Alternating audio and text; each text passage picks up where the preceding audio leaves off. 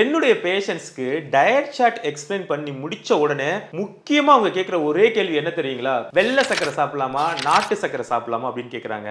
இந்த வெள்ளை சர்க்கரைக்கும் நாட்டு சர்க்கரைக்கும் என்ன வித்தியாசம் அப்படின்னு பாத்தீங்க அப்படின்னா, இந்த வெள்ளை சர்க்கரை வந்து கெமிக்கல் வச்சு ப்ராசஸ் பண்ணி ரீஃபைன் பண்ணி பியூர் ஒயிட்டா மாத்துறாங்க. நாட்டு சர்க்கரையில வந்து எந்த ஒரு கெமிக்கலுமே இல்லாம அப்படியே நேச்சுரலா கொடுக்குறாங்க. பட் ஆனா இதுல இருக்கக்கூடிய வேதிப்பொருட்கள் எல்லாமே சேம் அளவுல தான் இருக்கு. அது என்னன்னு சொல்றேன் பாருங்க. இப்ப வெள்ளை சர்க்கரையில வந்து அதோட கேலரிஸ் எவ்வளவு இருக்கு அப்படின்னு பாத்தீங்க அப்படின்னா 387 கிலோ கேலரிஸ் இருக்கு. இதே நாட்டு சர்க்கரையில வந்து அதை விட கொஞ்சம் தாங்க கம்மி 383 கிலோ கேலரிஸ் இருக்கு. வெள்ளை சர்க்கரையில கால்சியம் வந்து 0. ஆனா நாட்டு சர்க்கரையில வந்து கால்சியம் வந்து 80 கிராம்ஸ் இருக்கு. அதே மாதிரி வெள்ளை சர்க்கரையில புரோட்டீனுமே வந்து 0. பட் ஆனா நாட்டு சர்க்கரையில கிட்டத்தட்ட 280 மில்லிகிராம் வந்து புரோட்டீனும் இருக்கு. கார்போஹைட்ரேட் அப்படின்னு பாத்தீங்கன்னா கிட்டத்தட்ட ரெண்டுலயுமே சேம் தாங்க.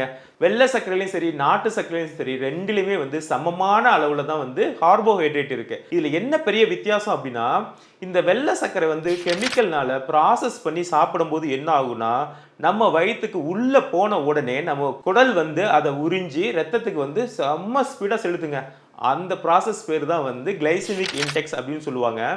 இதே நாட்டு சர்க்கரை அப்படிங்கிறது நேச்சுரலா இருக்கிறதுனால அந்த கிளைசெமிக் இன்டெக்ஸ் அதுலயுமே நடக்கும். பட் ஆனா வெள்ளை சர்க்கரையை காட்டிலும் நாட்டு சர்க்கரையில கிளைசெமிக் இன்டெக்ஸ் வந்து ரொம்ப ஸ்லோவா இருக்கு. இப்ப வெள்ளை சர்க்கரை வந்து 1 ஹவர்ல எவ்வளவு ஸ்பீட் ஆகுதோ அதே ஸ்பீடு வந்து நாட்டு சர்க்கரையில இருக்கிறது கிடையாது. கிட்டத்தட்ட நாட்டு சர்க்கரையில ஒரு 3 to 4 ஹவர்ஸ் ஆகுங்க. அந்த அளவுக்கு நமக்கு ரத்தத்துல வந்து சுகர் வந்து கலக்கிறதுக்கு. அதுதான் இருக்கிற ஒரு மிகப்பெரிய வித்தியாசம். ஸோ அதனால எந்த சர்க்கரை எடுத்தாலுமே வந்து கிளைசெமிக் இன்டெக்ஸ் அதிகமாகும். ஸோ அதிகமாகும் போது என்ன ஆகும்னா நம்ம உடம்புல உள்ள இருக்கக்கூடிய கணையம்னு சொல்லக்கூடிய பேங்க்ரியாஸ்ல இருந்து இன்சுலின் திரவம் வந்து சுரந்து வெளியில வந்து இந்த சுகர் எல்லாத்தையுமே வந்து டைஜஷன் பண்ணணும். ஸோ அளவுக்கு அதிகமாக கிளைசெமிக் இன்டெக்ஸ் இருக்கும்போது அதே ஈடுபாடு கொடுக்கறதுக்கு நம்மளுடைய உடம்புல இருந்து இன்சுலினுமே ஜாஸ்தியா வரும். ஸோ இன்சுலின் அதிகமாக செக்ரேஷன் ஆகி என்ன ஆகுனா ஒரு டைம்ல வந்து இன்சுலின் ரெசிஸ்டன்ட் வந்துடும். நம்முடைய உடல் செல்களே நம்முடைய இன்சுலினை வந்து ஏத்துக்காத ஒரு சூழ்நிலை உருவாகும். ஸோ இன்சுலின் ரெசிஸ்டன்ஸ் ஆகும்போது என்ன ஆகுனா நீங்க அதுக்கடுத்து சாப்பிடக்கூடிய எல்லா கார்போஹைட்ரேட்டுமே